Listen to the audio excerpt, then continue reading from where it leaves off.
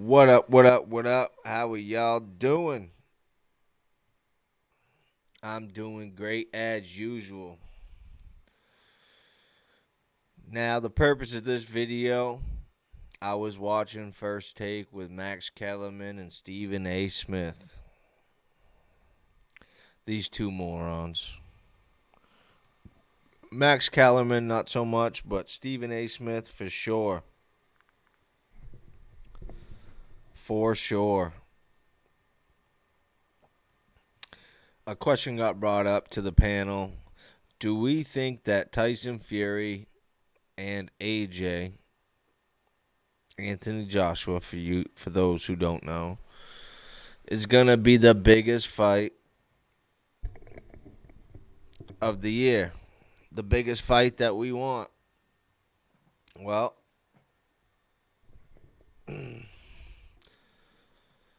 I didn't hear what Max Kellerman said. All I heard was what Stephen A. Smith said, and his answer, quite frankly, was no. This will not be the biggest fight. The biggest fight, according to him, will be Terrence Bud Crawford, who was an excellent fighter, and Errol the True Spence, who is an excellent fighter. Unfortunately, for those casuals out there, Errol Spence and Bud Crawford both are at 147 pounds. And like I always say, and like 80% of the real hardcore boxing fans say, the sport of boxing is only as good as the heavyweight division. So that right there should tell you everything you need to know. Anthony Joshua, Tyson Fury will be the biggest fight coming. Well, the other day we heard that they both have put pen to paper, and now we're just waiting on a few small details. Those few small details require the venue where the fight will take place, because we're in a pandemic, and the date itself. But other than that, the fight has been signed by everybody involved. Now, after the fight was signed, we thought we would hear silence from the Deontay Wilder fanboys on YouTube. Well, I guess you can never underestimate these fools. I mean, these guys have just lost their damn mind. They are still under the assumption that Fury and AJ cannot fight because Wilder is holding everything up. Now, for those who do not know, let me break it down for you exactly what happened. Tyson Fury, Deontay Wilder fought the first time. It was a draw. They were supposed to have a rematch afterwards. It took a couple fights in between, but eventually, February 22nd of last year, they had that rematch. And Tyson Fury put the boots to him. I mean, just slapped him around the ring. TKO, 7th round. Wilder's corner threw in the towel. They didn't want to see their man get beat so bad. Well, Mark Breland, the trainer who threw in that towel, did a good move. Why do you say that? He knew that they had a trilogy match. Now, you see, whoever lost that fight could force a rematch. But in order for Deontay Wilder to force that rematch, he has to let the sanctioning bodies know within 30 days. And Deontay Wilder did that. So the fight was set to take place sometime in July. Well, the fight couldn't happen in July because after the second fight, Deontay Wilder had surgery. I believe it was on his biceps. I'm pretty sure. But in the contract, it states that if a fighter gets injured and needs to have surgery, then you can push the fight back 90 days. So Tyson Fury and ESPN and Bob Arum, they all decided, yep, let's push the fight back. We'll fight sometime on Halloween, October, end of October. Well, for some reason, the fight didn't happen then either. So now what do you do? What do you do if you're Tyson Fury? You pushed it back. You tried to accommodate Wilder because he had an injury. You want to have the trilogy. You want to put an end to this chapter. So there was plenty of proposed dates. We heard 2 in December. December 5th, December 19th, I believe, were the dates.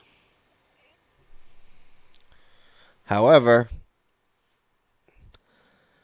ESPN and Fox, during that time span, had the college football championship weeks. How I don't know exactly, but there's a few weeks that it's just championship weeks, all championship uh, games.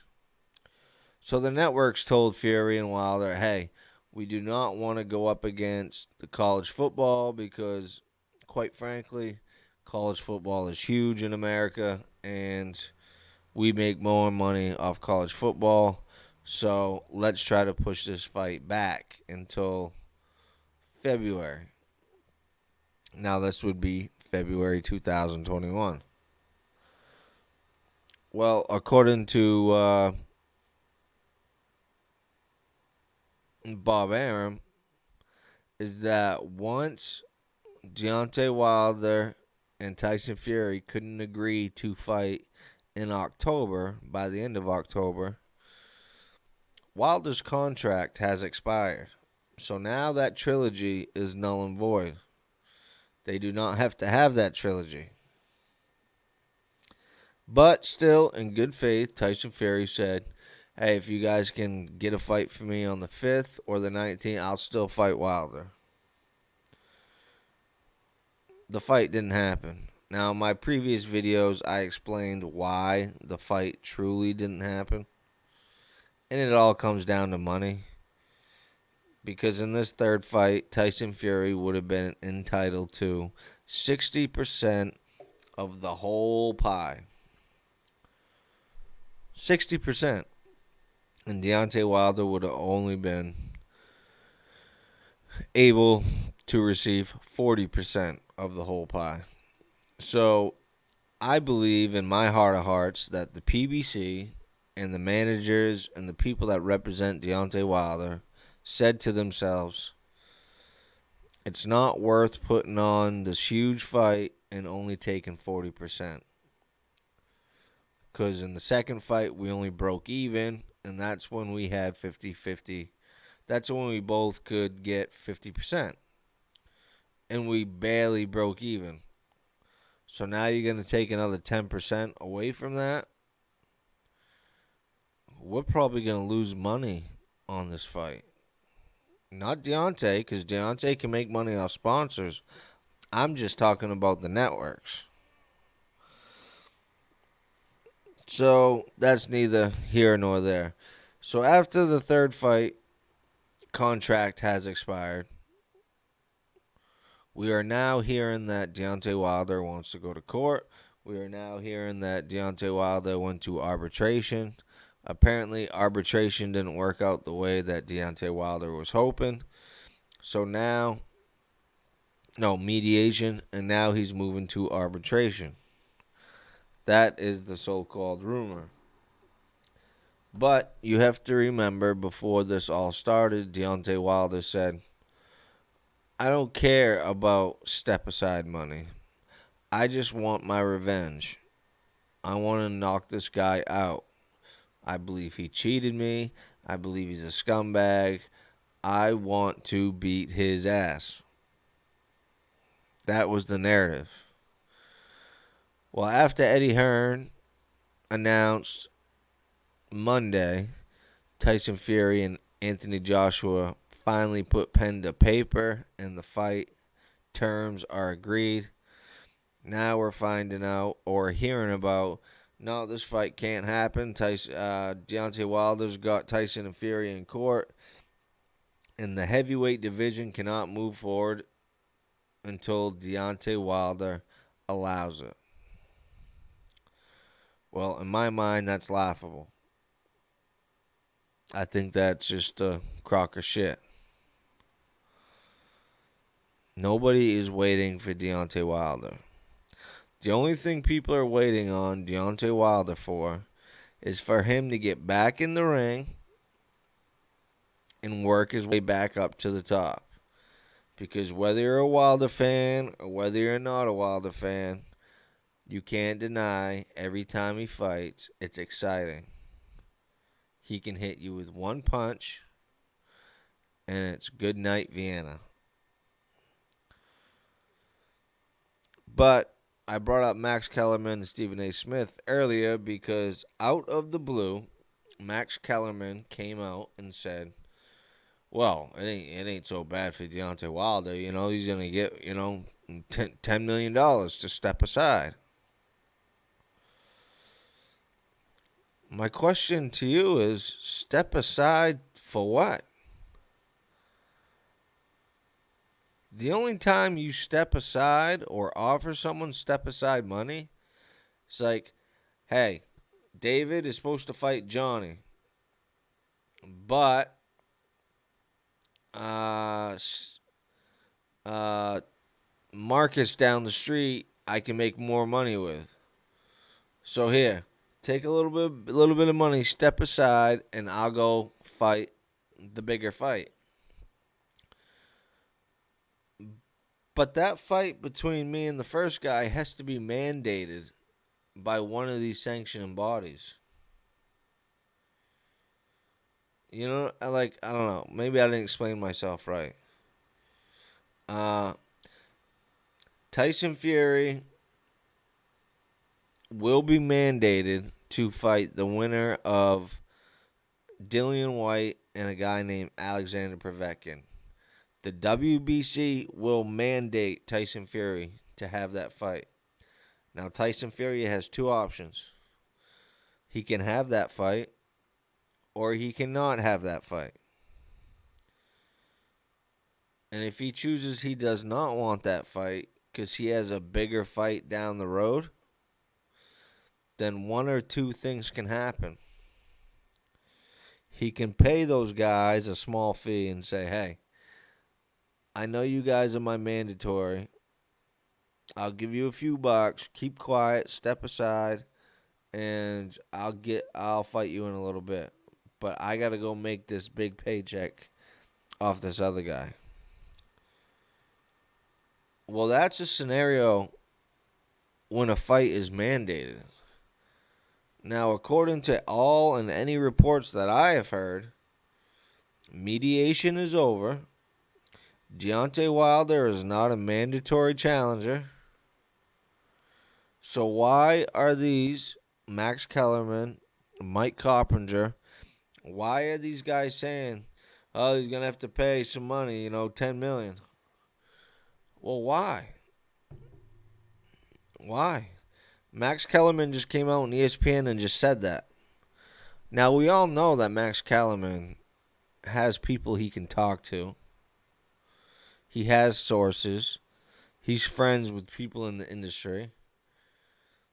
But why didn't Max Kellerman said, oh, I talked to so-and-so, and they said, yeah, Fury's definitely going to have to pay him $10 million. Oh, I talked to a source the other day at the gym. Yeah, Fury's definitely going to have to, pay up Deontay Wilder. Same thing with Mike Carpenter. He did an interview today with IFL TV. Yeah, uh, Fury and Wilder, they don't have to fight the third fight, but they are going to have to pay Wilder. Why? Who's telling you this? Where's your sources? How come we haven't heard anything about them being in court? If two people go to court, it doesn't mean there's a gag order. You can know if someone's going to court or not. The only time you get placed with a gag order is if there's an NDA, a non-disclosure agreement on the settlement. We haven't heard any of that. So in my mind, all this is just BS, trying to build the fight. And I just don't get it. I just don't get it. Hey, IFL TV, Behind the Gloves, any other boxing journalists out there, why are you guys so scared to ask a straight up question? Hey, is Deontay Wilder in court right now with Tyson Fury? Plain and simple. Plain and simple. And if so, when is it going to be finished?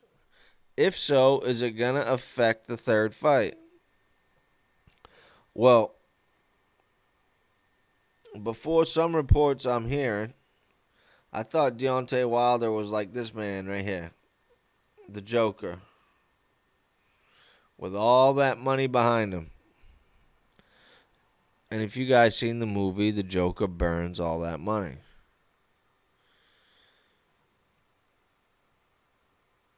I always thought Deontay Wilder didn't care. He just wants the third fight. Well, the reports that I'm hearing is there will be no third fight, but Tyson Fury will have to pay Deontay Wilder. So my question to you, the Alphabet Boys, the LDBC cheerleaders, why is your king avoiding the third fight for a couple bucks?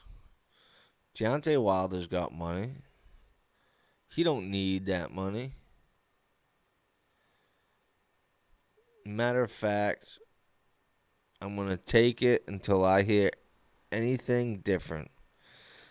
Deontay Wilder don't want the third fight, and Deontay Wilder ain't going to get one penny from Tyson Fury. So that's my thoughts on this. Max Kellerman, Stephen A. Smith, they drove me nuts. So I figured I'd throw together this quick little video for you guys. And since I haven't done one in a couple days, let me flip over my notepad and see if I can't get you guys a bandwagon fight. A bandwagon fight. All right. A fight that I want you guys to check out is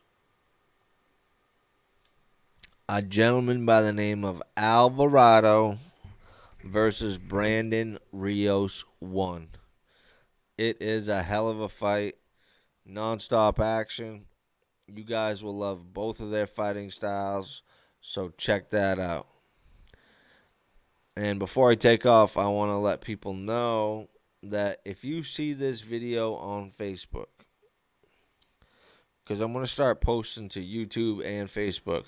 For anybody who sees this video on Facebook, I would like for you to do me a favor. Jump over to YouTube, spend a couple seconds. The link will be all over my Facebook page.